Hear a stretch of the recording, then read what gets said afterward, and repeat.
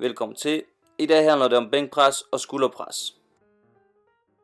Målet for i dag er powertræning. Det betyder, at jeg kommer til at køre med en relativt høj intensitet og lav volumen.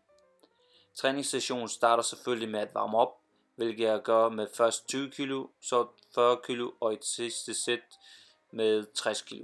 Antallet af repetitioner ligger mellem 3 og 5, ligesom i det egentlige sæt, som jeg viser lige om lidt.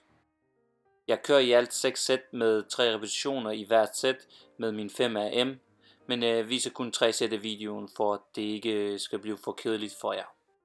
Da jeg ikke havde nogen spotter på, så kører jeg øvelsen ved squat-stativet og bruger metallet ved siderne som sikkerhed, hvis ikke stangen kan komme op. Desværre ramte vægtstangen metallet flere gange, hvilket gjorde, at den kom i ubalance. Så det er i hvert fald noget, man skal være opmærksom på, hvis man vil køre ligesom jeg gør her.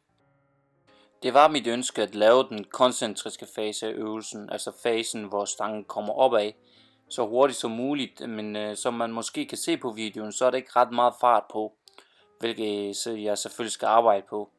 Ellers er øvelsen veludført, selvom styrken i den grad ikke er i top. I den anden del af træningen fortsætter jeg med bænkpres, men nu kun med 60 kg.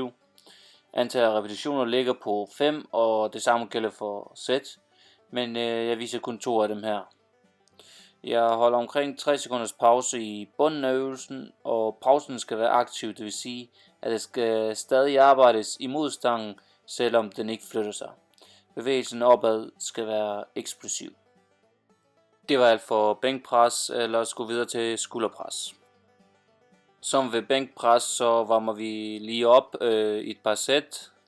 Her ses første sæt, hvor jeg kører med 20 kg.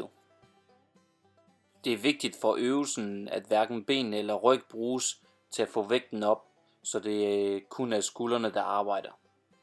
Der skal desuden også anstrenges for, at vægtstangen bevæger sig op og ned i en så lige linje som muligt, hvilket egentlig også gælder for bænkpresøvelsen. Men mere om det i en anden video. Tak fordi du så med. Vi ses en anden gang.